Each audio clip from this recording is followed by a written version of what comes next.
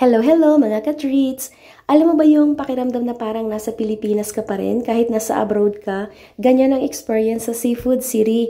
Na-miss lang namin ang mga lutong Pinoy. Siyempre, mas okay pa rin ang lutong bahay. Pumunta lang sana kami para mag-order ng halo-halo. Pero napadami ang order, kaya take out na lang para may uulamin pa.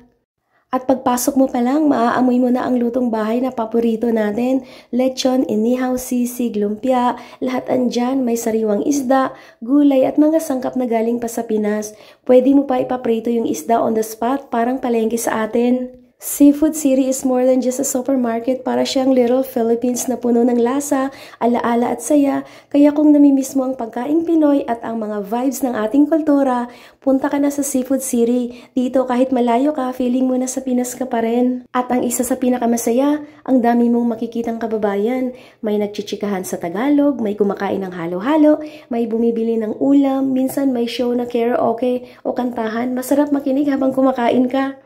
Dito pala kami nakalugar sa isang closed dining in kasi halos crowded na yung banda sa food court kasi it's time for family and friends bonding. After namin kumain, dumaan lang kami sa produce section para bumili ng mga fresh like sitaw, ampalaya, upo at gusto ko yung saging saba para makagawa uli ng saging turon na may langka. Pinaka-fave ko yun. Meron din silang dried like tuyo at iba pa.